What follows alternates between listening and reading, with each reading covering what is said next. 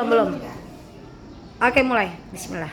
Selamat pagi Pak Basuki. Pagi Bu Christine, apa kabar? Sehat Pak, bagaimana dengan kabar Bapak? Alhamdulillah, seperti ini. Ya, terima kasih Pak atas waktunya saya datang ke SD Negeri 009 Bengkong untuk mewawancarai Bapak terkait dengan tugas saya calon guru penggerak angkatan 9 modul 3.1 demonstrasi kontekstual terkait pengambilan keputusan berdasarkan kebijakan yang diambil dalam hal dilema etika. Baik Pak, ada beberapa pertanyaan.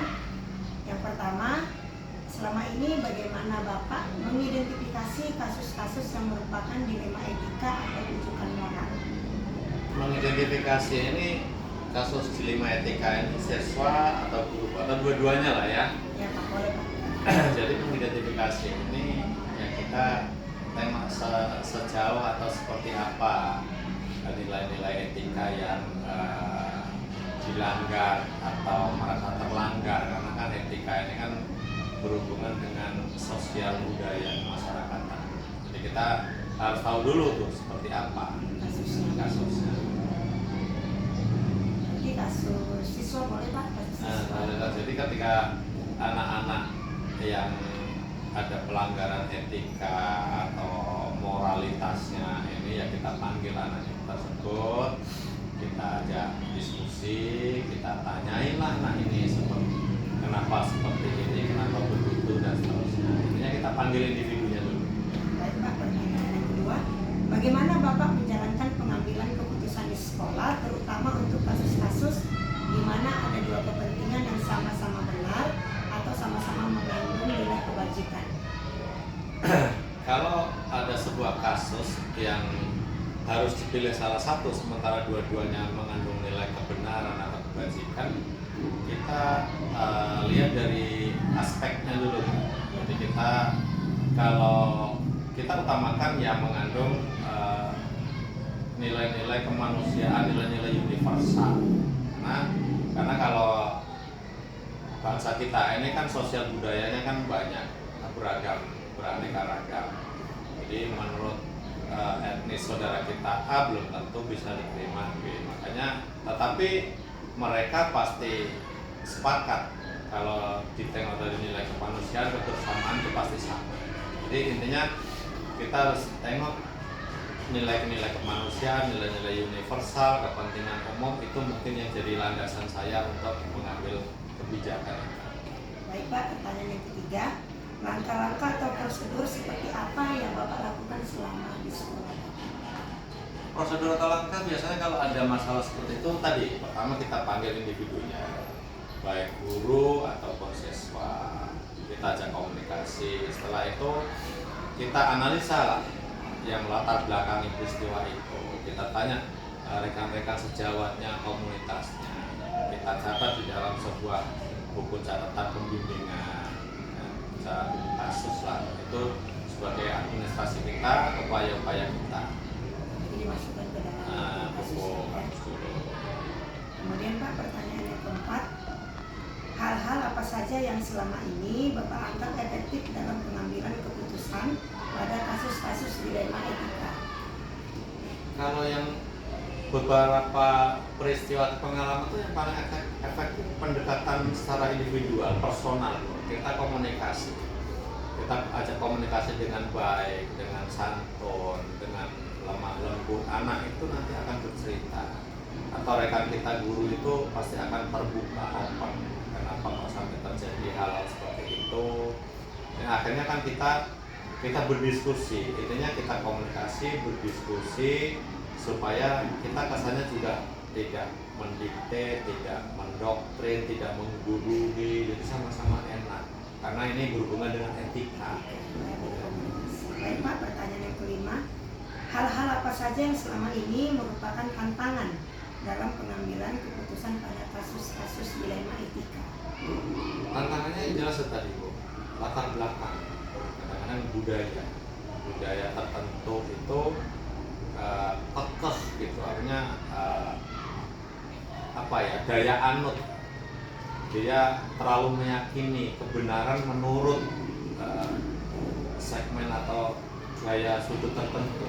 Nah itu satu sisi kita mengalami kadang-kadang kendalanya seperti itu.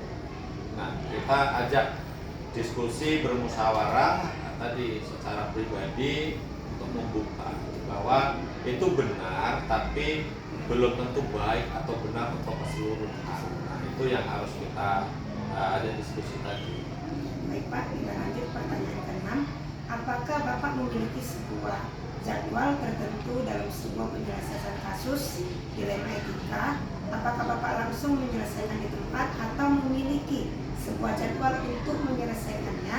Bentuk atau prosedur seperti apa yang Bapak jalankan? Tergantung. Kalau etikanya masih etika yang biasa saja, tak salah, umpama anak hanya sekedar berbicara jorok, mama pas kita dengar, ya kita panggil anak di situ, kita tegur. Kamu ngomong nggak boleh. Kenapa kamu melempar-lempar makanan? Langsung kita tegur di tempat. Tapi setelah itu kita panggil individu tersebut untuk tindak lanjutnya di sebuah ruangan. Kita ajak diskusi, kita bimbing. Supaya apa? Yang pertama tadi memberi pelajaran buat rekan-rekan yang lain bahwa perbuatan yang dilakukan si A ini kurang baik.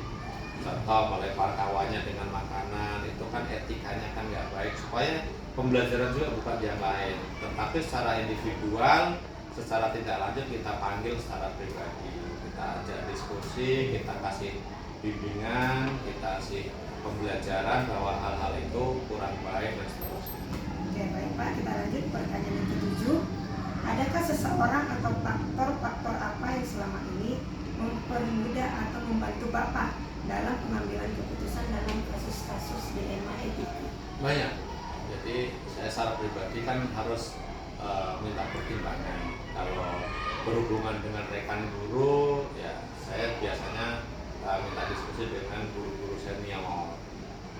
Seperti apa senior. Yang kedua lagi rekan sejawat, individu guru yang bersangkutan.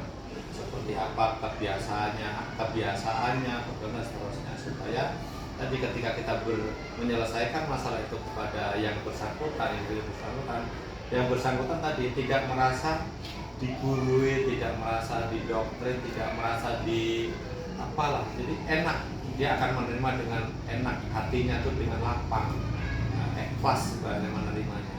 Dan itulah yang kita ingatkan, dia akan mengubah perilakunya dari orang yang tadi Menjadi baik.